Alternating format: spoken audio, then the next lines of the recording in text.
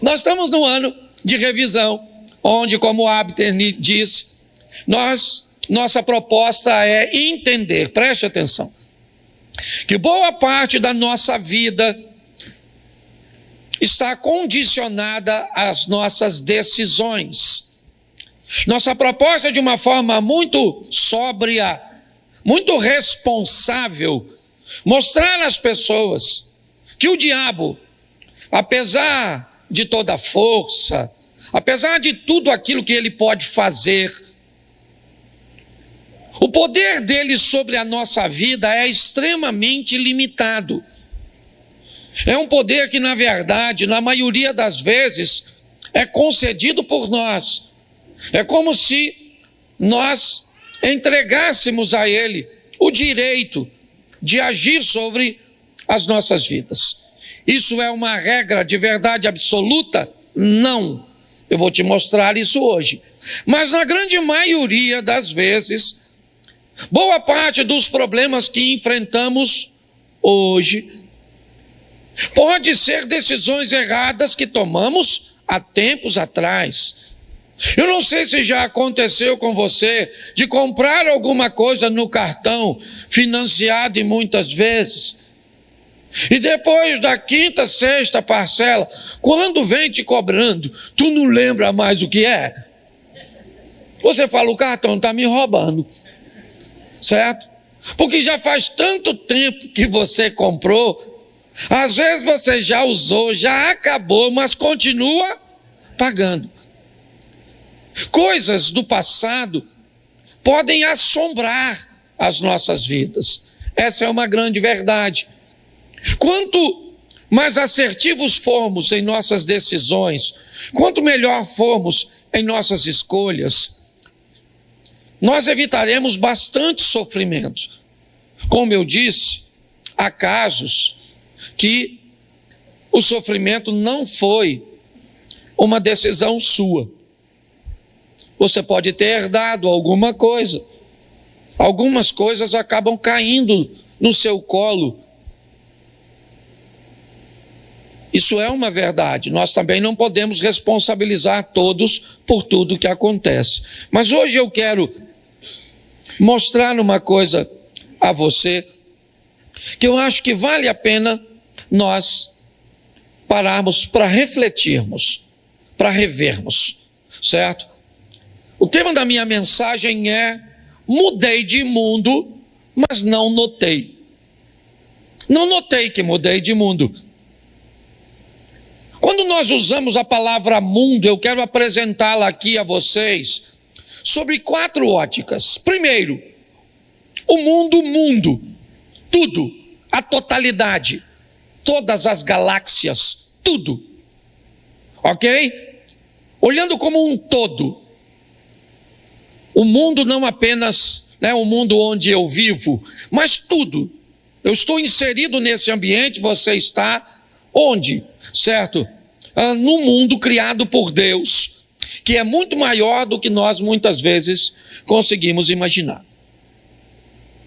A segunda vez que eu quero colocar a palavra mundo, eu quero colocar como nosso planeta, certo? Aquilo que direta ou indiretamente interfere sobre nós. Para interferir na nossa vida, não precisa simplesmente fazer parte do nosso mundo, planeta, certo? A Lua está fora do planeta Terra, o Sol está fora do planeta Terra. As mudanças de Lua interferem nas marés, interferem, certo, nas plantas, no comportamento de alguns animais e tantas outras coisas. Mas o mundo como planeta, certo? Também nós não mudamos dele. Nós não mudamos no mundo da totalidade, nós não mudamos no mundo planeta, mas o terceiro mundo é o mundo do nosso ambiente de convívio. É aquele ambiente que nós frequentamos. É quando Jesus disse: ide por todo o mundo, pregai o evangelho, a proposta de Jesus não era tirar todo mundo, ou seja, alguém daqui para ir para lá, alguém de lá para vir para cá, não. A proposta inicial é: vá para casa como gadareno, para o seu mundo, e mostra para ele quão grandes coisas fez o Senhor por ti. Vá para casa samaritana e mude Samaria, mude o mundo onde você está inserido. Na maior parte do tempo nós também não vamos mudar de mundo. A maioria de nós vivemos bem próximo de onde nascemos. Essa é a grande verdade, ou pelo menos daquele ambiente cujo qual nós criamos, como se fosse o nosso ecossistema. Então, nesses três mundos, normalmente nós não mudamos. Nós não mudamos na totalidade, não mudamos do planeta Terra e muitas vezes ainda estamos no nosso ambiente de convívio. Porém, há um quarto mundo, o mundo dos princípios e dos valores. Quando nós mudamos para um mundo novo, com princípios novos, algumas coisas velhas podem ficar para trás. Pessoas, por exemplo, que foram criadas em ambientes ordeiros, educados, de repente mudaram para o mundo da marginalidade. E no mundo da marginalidade, os princípios e os valores são outros. Se eu não tenho, eu tomo de quem tem. Se essa pessoa oferece resistência, eu tiro a vida dela. Ué, mas que ideia é essa? Não, essa é a ideia do mundo da marginalidade. É assim que funciona. Bom, eu aprendi a ter uma vida sexual equilibrada, casta, digna, decente, mas se eu mudo para o mundo da prostituição, meus princípios e valores mudaram. Então, se você quer se casar com alguém, por exemplo, seria muito legal você descobrir quais são os princípios e valores dessa pessoa, pelo menos no ambiente atual. Mas você nunca terá a garantia de que essa pessoa poderá sustentar isso para sempre. Um fiel pode se tornar um adúltero no longo da caminhada. E você vai decidir por seus princípios e valores se vai engolir isso ou se vai mudar de mundo, tirando essa pessoa de seu convívio e optando por não inserir outra ou então inseri-la. O mundo de valores e princípios, ele é fundamental nós observarmos. Quando recebemos a Cristo, o que fizemos? Mudamos de mundo. Continuamos morando em Xerém? Para mim, sim. Mas eu mudei de mundo. Continuo morando no planeta Terra? Sim, mas eu mudei de mundo. Faço parte de toda essa estrutura de galáxias? Sim, mas eu mudei de mundo no que diz respeito a valores e princípios. Meus valores e princípios hoje, certo, são diferentes do mundo que eu vivia antes. Mas, Cláudio, que mundo é esse? Você é um extraterrestre? Não. O mundo dos princípios e dos valores. Então preste atenção nesse texto, vai ser rapidinho. 2 Crônicas, um dos textos que, talvez um dos que eu mais preguei ao longo da minha caminhada. 2 Crônicas, capítulo 28, verso 1. Coloca na tela, por favor. 2 Crônicas 28, 1. Acais tinha 20 anos de idade quando começou a reinar. Reinou 16 anos em Jerusalém, certo? Não fez o que era reto aos olhos do Senhor, ao contrário de Davi.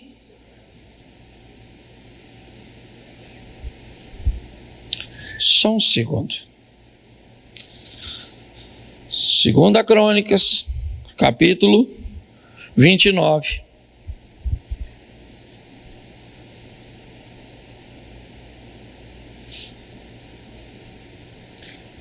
Volta no verso 1, santo varão. Ah, bem. Eu já ia falar que a Bíblia estava errada. Ezequias tinha 25 anos de idade quando começou a reinar. Reinou 29 anos A mãe dele se chamava Abia e era filha de, verso 2, Ezequias fez o que era reto. O que era reto. Eu falo o que era reto, você só completa até a vírgula. O que era reto. O que era reto. O que era reto. Feche seus olhos. Senhor nosso Deus e Pai, em nome de Jesus, continua falando conosco. Usa-me como um canal de bênção agora, para falar comigo mesmo nesta palavra, e para falar, ó Deus, com essa diversidade de corações e realidades diferentes. Abençoa-nos, ó Pai, com toda sorte de bênção. Repreendemos toda a distração, tudo aquilo que não provém de Ti caia por terra agora, em nome de Jesus. Amém, glória a Deus. Amém? Isso. Vamos dar uma olhada nesse texto, porque eu quero te mostrar na astúcia de um menino, de um rapaz de 25 anos de idade, chamado Acaz. Vamos olhar um pouco para a vida desse camarada, ver como ele precisou fazer revisões em algumas coisas. Mas a primeira coisa que eu quero te chamar a atenção, antes de entrar na história do Acaz, é te mostrar como o mesmo assunto pode ter 3 óticas diferentes. Talvez por isso muitas pessoas quebrem a cara. Porque nós vamos precisar de uma coisa chamada discernimento, sensibilidade, para tomar algumas decisões da nossa vida em ambientes cruciais. Por favor, seja equilibrado.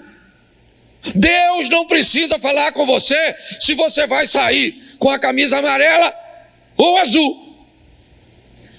Isso não é responsabilidade de Deus, é sua.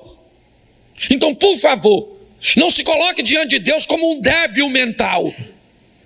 Vou abrir aqui o cardápio no restaurante para ver o que peço nesse menu, que eu quero agradar a Deus. Você quer agradar, coma. Tá certo? Louvado seja Deus.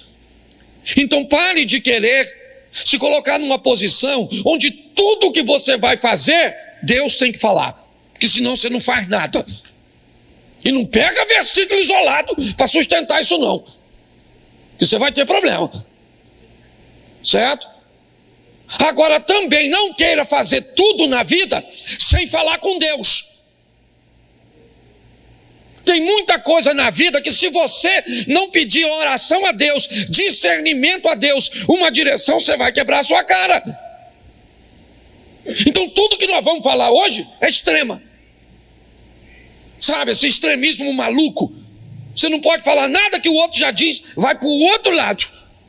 Eu falei isso aqui e vou repetir, certo? Eu respeito quem não come carne. É um direito que você tem. Você está entendendo? Agora, por favor, respeita quem come. E não vem com essa palhaçada de que eu não quero que um ser vivo morra. Acorda, Santinho. Acorda. Deixa eu te explicar uma coisinha. Você é o do legumezinho, da verdurazinha? Você sabe quando aquele arado... Eu, às vezes, vou cortar grama no sítio. Volta e meia a gente parte uma cobra no meio. Corta uma rã, uma perereca, uma lagarta. Você imagina uma produção em alta escala. Aquela lâmina passando, quantas cobras, perereca, sapo, rã, lagartinha. Quando joga aqueles produtos químicos, quantas borboletinhas, passarinho que não morre. Então não tem isso não, essa produção de larga escala. Um montão de bicho morre, mesmo que não seja a vaquinha. Então para com essas teorias malucas. Tá vendo? É só que você que fica mais chateado com a morte da vaca do que com a da cobra, ou da perereca, ou da rã. Meus ancestrais não criaram arco e flecha para correr atrás de um repolho. Que fique claro. Mas eu respeito. Eu tenho que respeitar. Se você comer aquela folhinha. Eu gostaria que folhinha tivesse gosto de picanha, mas não tem. Então dá licença. Pastor, o que você está querendo? Derrubar a folhinha? Não estou querendo derrubar a folhinha, estou querendo levar você para o equilíbrio. Você está entendendo? Chega lá no restaurante, tem alguém pedindo uma picanha, aquela coisa assim, aquela fumaça, aquela... Sangue de Jesus tem poder. Certo? Aí você olha para o lado, o que é que tem? Duas alfaces, uma cenoura, um picles, só troço fantástico, certo? Mas pastor, a gordura mata, a verdura também. Você já nasceu para morrer, não tem como não, você vai morrer, uma hora você morre, entendeu? Tá certo? É assim que funciona. Então, nossa proposta é mostrar às pessoas que precisa ver que o troço está muito desequilibrado, ou pode tudo, não pode nada. Ou anda vestido demais, ou anda pelado. Ou faz tudo, não faz nada. Devagar. Meu Deus do céu. Então, a mesma situação pode ser... Olha como é que as coisas são. Vou te mostrar a mesma história. Bota para mim aqui, santo varão, e me ajuda agora para mim. 2 Samuel, capítulo 7, verso 2. 2 Samuel 7, 2. Olha só. E o rei disse ao profeta Natã. Quem foi que disse? Então vamos ver o que o rei Davi está pensando. Volta no 2. O rei disse ao profeta Natã: veja, estou morando num palácio feito de cedro, mas a arca de Deus se encontra numa... Verso. Então Natã disse ao... vá e faça tudo o que estiver no seu, porque o Senhor está com... Olha para mim. Davi, um homem de Deus, quer construir uma casa para Deus. Essa é a ótica dele. Eu moro numa casa de cedro e Deus, o Todo-Poderoso, não tem uma casa para...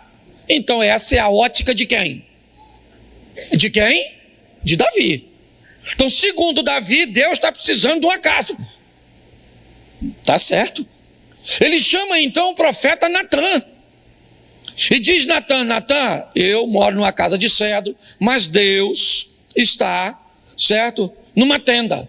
O que Natã disse no verso 3?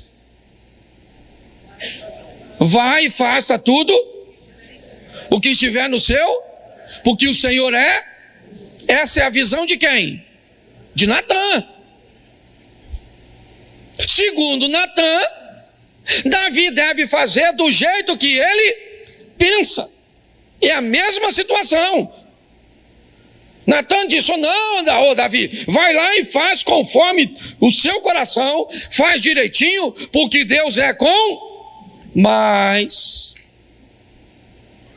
o verso de número 5. Vai e diga ao meu servo Davi, assim diz o... Você quer edificar um templo para minha habitação? Eu gosto desse ponto de interrogação, que é como Deus estivesse falando: ô querido, se a casa é para mim, deixa que eu peço. Olha o que ele diz. Falou com Natã: vai lá e fala para Davi. Davi está errado, você está errado, e eu até quero a casa, mas eu vou dizer como é que eu quero. Quem vai dizer sou eu. A ótica é de Deus. Nós temos a mesma situação. A casa. Na cabeça de Davi eu vou fazer. Na cabeça de Natã, faça o que tiver no seu coração. Na mente de Deus, não... Se a casa é para mim, vai fazer segundo o meu coração, não o coração dele, o que tiver no meu coração. Eu quero com essa medida, eu quero desse jeito, eu não quero barulho. A pedra tem que ser cortada lá, quando chega aqui só encaixa, tem que ser assim, assim, assim. O fogo tem que ser único, nunca pode apagar. Tem toda uma forma disso acontecer. E é assim que funciona. Eu estou mostrando a você que uma coisa pode ter três, pelo menos aqui, três óticas diferentes. A minha pergunta é só uma: a quem nós estamos a fim de agradar?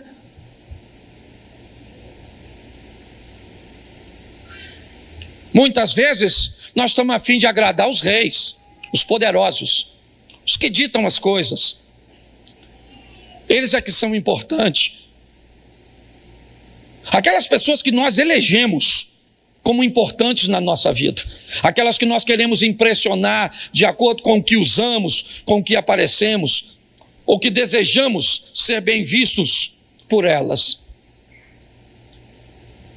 Você tem todo o direito de agradar quem você quiser. Eu só estou te apresentando aqui.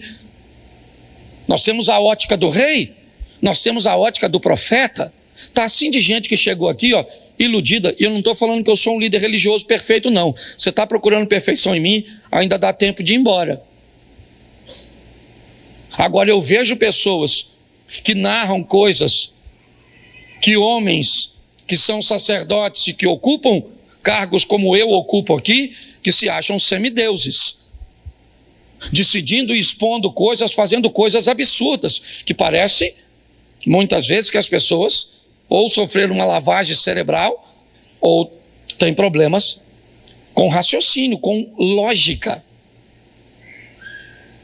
Então a minha proposta é mostrar a você aqui hoje. Ezequias resolveu fazer o que era certo aos olhos do... E pronto, foi a decisão dele. Eu vou te mostrar o resultado, mas foi a dele.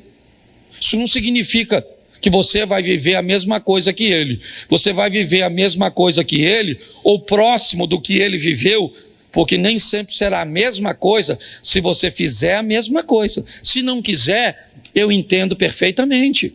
Tem gente que vem, pede um conselho, você instrui, dá uma ferramenta, ele vira, vai embora, faz tudo o contrário, depois vem reclamar com a gente sobre o resultado do que aconteceu. É estranho, mas é o direito que as pessoas têm e nós não podemos privá-las. Então o que ele tem na mão, só para você entender. Ezequias tem um reino falido deixado por seu pai Acais. Ele é rei da área do sul de Israel, de Judá, a parte de baixo. E não é de hoje que Ezequias vê a humilhação assolando sua nação.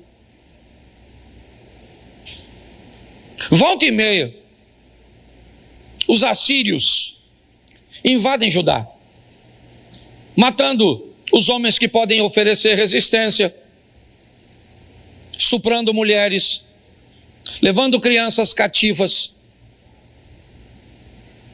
Por que eles não extirpavam de uma vez por todas, matavam todos? Era simples. Primeiro, porque não podiam matar, porque aquele povo estava sustentado por Deus. Segundo, não podia matar, porque era jogar fora recursos. Eu venho, roubo e vou embora, espero você se estruturar de novo. Então eu venho e roubo de novo. É assim que funciona. Ele cresceu vendo tudo isso. O pai dele estava desesperado, Acais, tentando resolver o problema. Ele também fazia revisões, porém erradas, como o Abner disse. Revisões erradas. Ele revisou e ele disse: a melhor maneira que eu tenho a fazer é me aliançar com alguém que me deixe mais forte. Não deu certo. Depois então ele começou a subir o tributo e a pagar mais do que era cobrado. E ele agora, certo, ganha, segundo ele, um pouco de admiração de seus algozes, mas que continuam o pressionando. Volta e meia as invasões vêm, tudo acontece.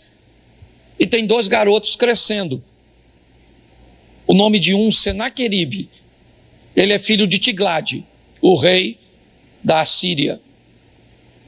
O outro garoto se chama Ezequias. Ele também está crescendo. Porque em meio às crises, alguém vai crescer dentro de você. uma postura, uma personalidade, eu não sei, eu não sou um profissional da área, eu sei que nesse ambiente onde as coisas acontecem, alguém vai ter que aparecer, e é assim que acontece. Tem 2 garotos crescendo, o filho de Tiglade, Senaqueribe, e o filho de Acais. A diferença é só o seguinte: na casa do Tiglade, a fartura, a vitória. Na casa do Tiglade as coisas vão bem. O problema é na casa do Ezequias, onde tem estupro, onde tem morte, onde tem humilhação, onde tem saques. É só isso. Dor, choro. Sabe o que é pior? É que ele não é um garoto comum. Sabe o que é pior? É que ele é filho do rei. Quando ele passa na rua, as pessoas olham para ele e dizem o quê? Tudo isso que nos acontece é responsabilidade de vocês. Você viu o preço que pagou Bolsonaro por ter falado a besteira de que o Covid era uma gripezinha? Quantas pessoas botaram, certo, na conta dele a morte dos seus? Eu vi até em viaduto em São Paulo escrito. E aí a pessoa perdeu um ente querido, alguém fala uma besteira dessa, uma insanidade, que é o quê? Eu fico imaginando, Ezequias não podia sair, ele não era bem visto nem pelos seus, pela gestão de seu pai, porém o pai morreu, porque uma hora a casa cai, meu irmão. O pai morreu os 2, morreu o pai do Senaqueribe e morreu o pai do Ezequias. Morreu Acais e Tiglade. E o que eles criaram? 2 filhos. Só isso. 2 rapazes. Um acostumado a vencer, rico, poderoso, cheio de si. Porque às vezes é isso que os traumas fazem. Eles são tão fortes que transformam as pessoas de bem em soberbas. A pessoa não pode ganhar nada que acha que é melhor que os outros. Vira um dublê de rico. Do outro lado, quem está crescendo? O Ezequias, 25 anos de idade.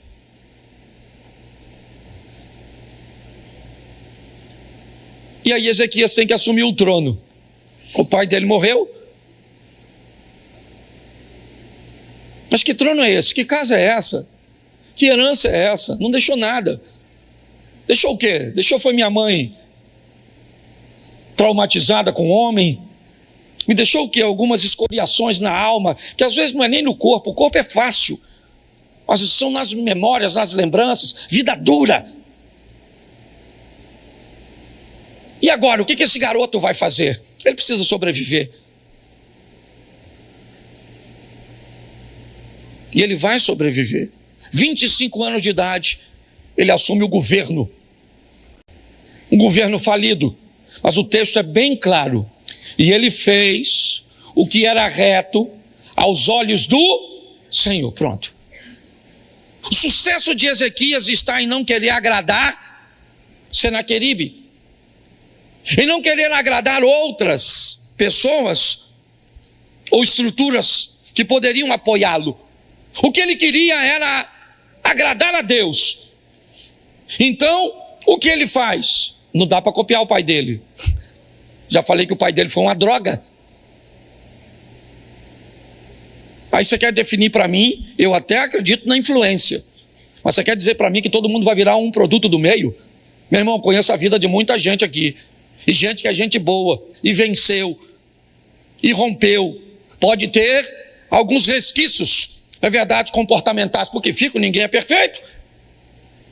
Mas foi para muito longe de onde estava a geração de seus pais e de seus avós, em questões econômicas, em questões intelectuais, naquelas áreas que o Abner citou aqui. Chegou a hora dele assumir, 25 anos de idade, olhou, não tem ninguém aqui, então eu vou imitar alguém, eu vou modelar, como a turma gosta de dizer. Quem? Davi. Um homem perfeito? Não. Um homem que aprendeu a se regenerar. diante de Deus. É para lá que ele foi. Fez como fizera Davi, seu pai. E a Bíblia ainda faz questão de citar o nome da mãe dele. O cara não valia nada, mas a mãe me parece que era gente boa. E o cara está construindo. O que ele vai fazer agora? Primeiro ano, depois você lê capítulo 29, que é muita informação. Primeiro ano do seu reinado, primeiro mês, abriu as portas da casa do Senhor. Que portas? As portas da casa onde Deus morava. Que o pai dele fechou. O pai de Ezequias fechou. Ezequias abriu. Os sacerdotes que trabalhavam na casa perderam o emprego. Foram fazer outra coisa, trabalhar em lavoura, sei lá o que foram. Mas assim que Ezequias assume, ele chama os sacerdotes e os levitas, diz: sacerdotes e levitas, santificai-vos agora, e santificai a casa do Senhor, e tirai da casa do Senhor toda a imundícia. Nós vamos mudar esse negócio aqui, meu irmão. Chega, acabou. Chega uma hora que você tem que dar um basta na sua vida. Chega na hora que você tem que dizer isso. Não interessa se vovó viveu, se mamãe viveu, se fulano viveu. Chegou na sua vez e você decide se vai viver ou não. Isso pode ser uma questão econômica ou pode ser uma herança genética de um câncer ou de qualquer outra coisa. Abre as portas do Senhor, repara, né?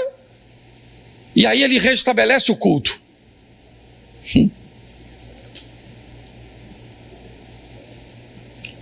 O outro rapaz está vivendo a vida dele, mas está chegando o tempo que a Síria vai invadir.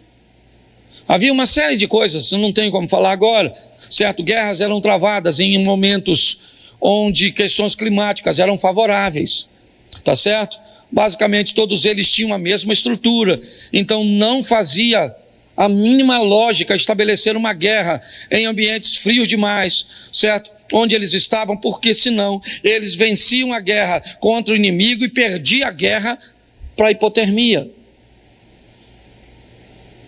Então tem uma série de coisas envolta nisso, mas ele agora tem culto, as coisas estão bem, tá certo? Sabe o que ele faz? Ele celebra a Páscoa. Isso. Ele manda chamar todas as tribos, trazer seus representantes e celebrar a festa que comemorava a libertação, o agir e o mover de Deus no deserto. Como Deus entrou no Egito e tirou aquele povo com mão forte, ó, aqui, ó.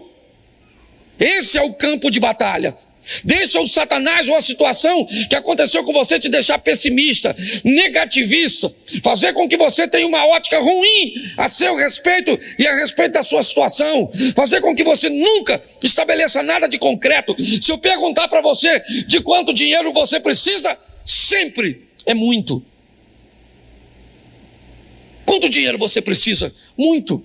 Claro que tem que ser muito, porque muito não é um valor definido exato, e é por isso que você nunca alcança. Se você planeja alguma coisa, a primeira coisa que você tem que saber é quanto você precisa. É dizer um número para você mesmo, é dizer um número para Deus. Nós precisamos ser mais assertivos em nossas decisões. Ezequias sabe, a mente daquele povo está contaminada, então vamos trazer uma festa. A festa de quê? A festa que vai trazer a memória. Aí, turma, olha o que Deus fez lá, e o Deus que fez é o mesmo que faz. Sabe o que ele faz? Pede oferta. Pastor, ele pede oferta para um povo falido? Pois é, porque o que Ezequias está trabalhando não é com o preço, é com o valor. Aquela oferta é para Deus, sim ou não? E Deus é dono do ouro e dá isso. Então o que Deus quer de cada um de nós é que façamos o melhor. E aí as coisas estão acontecendo. Vamos lá, está acontecendo onde? Internamente. E Senaqueribe? Senaqueribe sabe nada disso. Senaqueribe está vivendo a vida dele. Mas o que está acontecendo em Judá?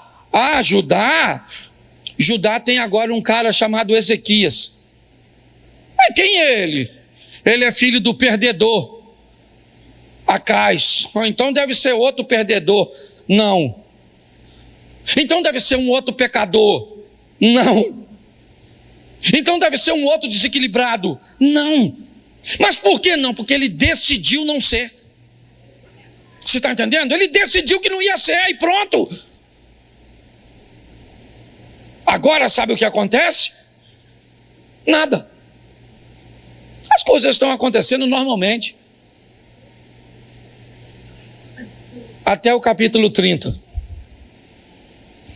Põe aí para a gente adiantar. Capítulo 30, verso 1. 2 Crônicas. 2 Crônicas 31.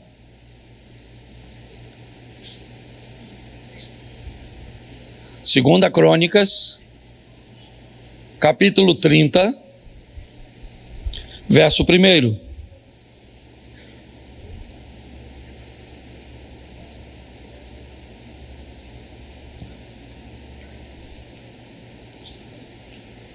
Tá ruim, irmão? Depois disso, repita comigo, depois disso. Disso o quê? Vamos voltar aqui? Depois de abrir as portas, acender as lâmpadas, queimar incenso, fazer a Páscoa, pedir oferta, restabelecer culto. Depois de tudo organizado, pensa num cara fiel. Depois disso, olha só, que beleza. Ezequias enviou um mensageiro a todo Israel, certo? E escreveu também cartas para as tribos de Efraim e Manassés, para que viesse à casa do Senhor em Jerusalém para a celebração a festa que celebrava a libertar, capítulo 32.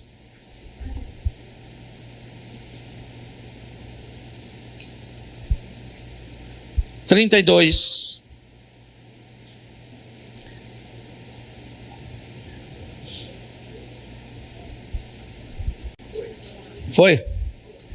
Depois dessas coisas, repita comigo, depois dessas coisas e desta fidelidade, Senaqueribe, o rei da Síria, invadiu Judá e sitiou as cidades fortificadas com a intenção de...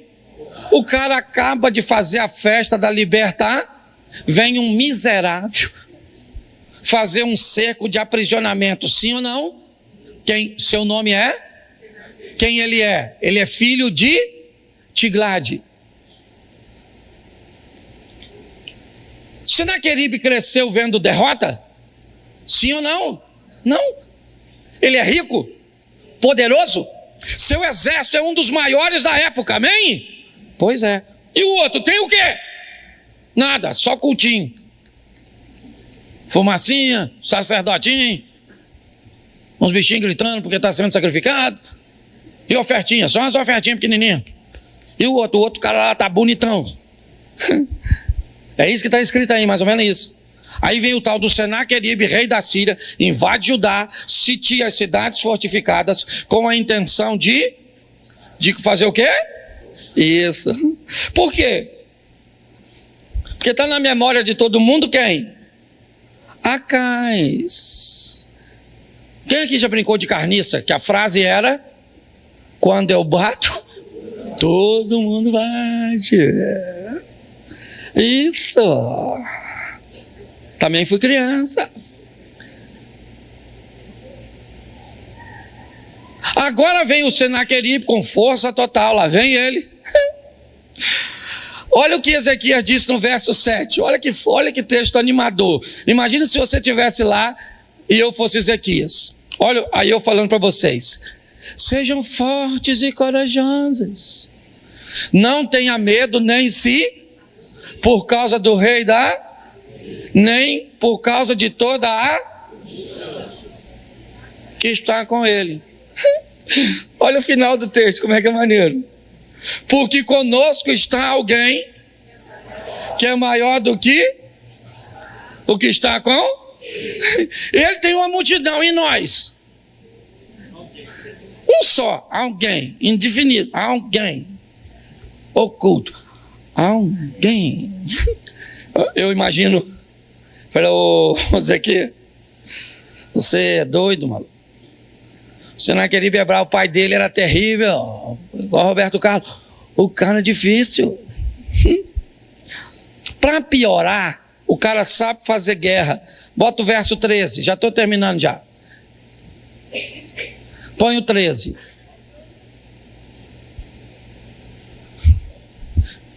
Se não precisasse trazer a memória, ele trouxe. Vocês não sabem os que os meus fizeram com todos os povos das outras? Será que os deuses das nações daquelas terras puderam de alguma forma livrar o seu país das minhas? Olha só! Bravo, Sinaqueribe! Falou aí, tradução, vou botar minha tradução agora, Cláudio Duarte. Aí, maluco, é melhor vocês se render. Papai arrebentou o seu, porque seu pai era um Zé Ruela, e agora eu estou substituindo o papai, e esse tal de Ezequiel aí, ó, que está querendo enganar vocês, ele está falando para vocês adorar um Deus só, ó, nós já ganhamos tudo, ó, tudo. Nós vamos chegar aí, vamos arrebentar vocês. Está escrito aí, ó. Verso 20. Põe aí, santo varão.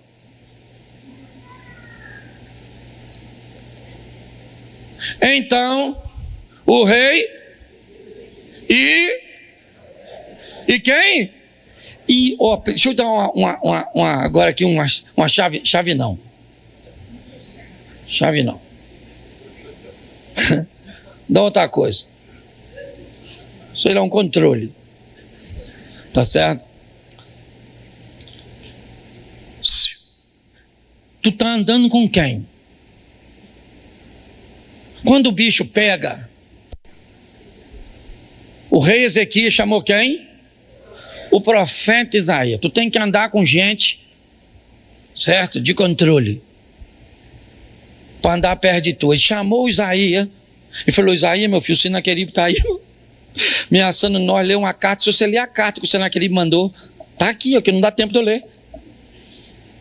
Pensa numa carta, falou: olha, eu vou arrebentar vocês, vou arrebentar meu pai, arrebentou o pai de vocês, quero ver quem é o Deus de vocês para livrar vocês das minhas mãos. Se eu oro, eu ia orar assim: Senhor, eu estou aqui com Isaías, eu trouxe Isaías aqui, profeta do Senhor. Vim falar com o senhor do Sinaqueribe aí, ó. Ó, eu abri portinha, acendi lâmpada que papai fechou. O sacerdote tá tão bonitinho, tudo de branquinho. Tem cultinho, tem canção, poderoso Deus. Tem, saindo fumacinha. A dinheiro tem muito não, que eles não tinham quase nada, certo? Mas tá tudo lá. Aí o Sinaqueribe vem, sabe o que ele falou? Ele falou que eu não sou nada, que eu sou mentiroso. E isso eu nem ligo, senhor. Mas se o senhor escutar o que ele falou do senhor, eu estou aqui para fazer fofoca não, mas se eu sou o senhor, comigo eu nem ligo não. Eu sou um pobre mortal, mas se eu sou o senhor, eu ia fazer uma fofoca desse tamanho. Oraram por favor, em nome de Jesus Cristo Nazareno, quando for orar, diga o que é. Pastor, o que você tá... Eu fui orar eu viajei, me levaram para orar numa oficina. Pastor, o senhor pode orar aqui? Eu falei, claro. Então vamos orar? Eu falei, não, peraí. Orar por quê? Qual é o propósito da oração?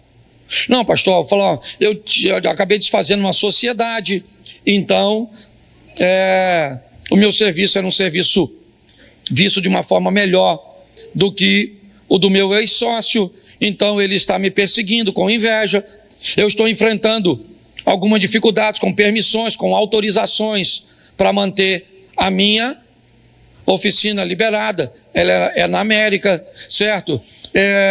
Eu estou precisando ampliar. E ele foi me dizendo o motivo.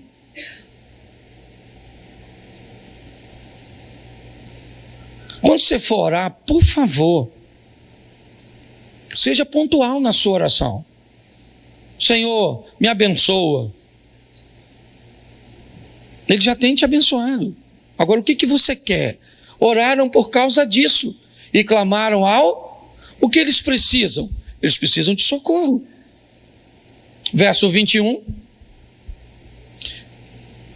E o Senhor enviou um que destruiu todos os homens e o chefe dos príncipes do arraial do rei o rei da Síria, com o rosto coberto de vergonha, voltou para a sua.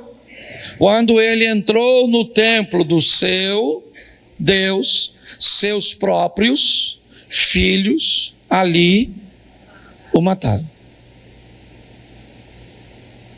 Isaías orou com Ezequias e Deus enviou um anjo. Mas pastor, eu não consegui entender onde o senhor vai encaixar a revisão. Bom, eu expliquei a vocês que a gestão de Acais foi terrível. A de Ezequias foi muito bem sucedida. Ela se resume a um versículo, para mim. 29:10. Volta em 2 Crônicas 29, põe apenas o verso 10, por favor. Eu acho que é o 10, sim. 2 Crônicas 29. Agora estou resolvido. Decisão. Em algumas traduções, agora estou decidido. Estou. Não é plural, é singular. Agora eu estou decidido. Eu decidi. Eu decidi como marido, eu decidi como pai, eu decidi como chefe de família, eu decidi como crente, eu decidi. Eu estou decidido a fazer uma. Pronto, acabou. A história desse cara mudou aqui. Se você vê o que ele descreve, ele diz: nossos pais apagaram as lâmpadas, fecharam as portas, não queimaram incenso, viraram as costas para o Senhor Deus de Israel. Agora eu estou resolvido a fazer uma aliança. Ele vai dizer, para que o furor da sua ira se afaste de... Ele diz, eu vou tomar uma decisão no singular para livrar todos. A responsabilidade era dele. Deus enviou um anjo. Um anjo. E o texto diz, volta lá no 32, por favor. Já estou acabando, mas apesar de que eu estou na hora. 32. Bota o 10, que é onde nós estávamos na oração. Isso. Agora me perdi, mandei você voltar. É verso 20. Isso, oraram por causa disso ao céu, clamaram ao céu, verso de número 21. E o Senhor enviou um anjo que destruiu todos os homens. Todos os homens. Todos os homens. Note que o anjo não matou covarde. O anjo só matava valente. Porque preste atenção. Quando Acais perde, a fama de Israel foi negativa, sim ou não? Sim ou não? Então todo mundo tinha uma fama ruim na boca a respeito de Israel. Deus quer reverter isso. Ezequias fez o contrário. Ele reviu, e o que ele fez? Abriu a porta que o pai fechou, acendeu a lâmpada que o pai apagou, empregou os sacerdotes que o pai demitiu, celebrou a Páscoa que o pai não celebrava mais. Ele fez tudo o contrário, por causa de uma decisão. Agora estou resolvido, pronto, o Senhor nos chamou para queimar incenso, e é isso que eu vou fazer. Mas agora, nesse texto, os homens valentes morrem, e o que acontece com os covardes? Fogem. Para que os covardes fogem? Para contar para os outros que agora Judá merece respeito. Eu imagino os homens correndo, voltando para casa, com o anjo. Chegando lá, cansado assim, ó.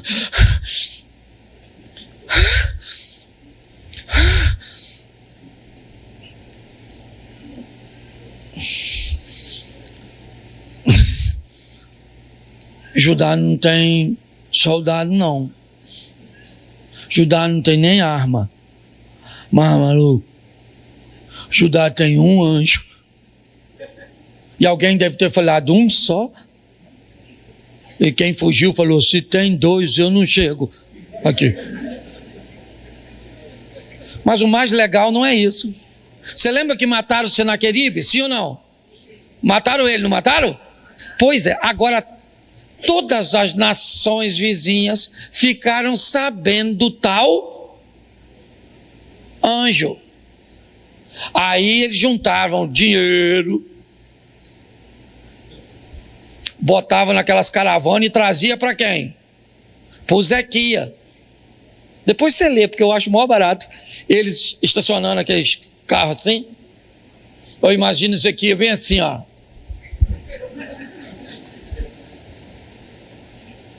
Sou assim com o anjo matador.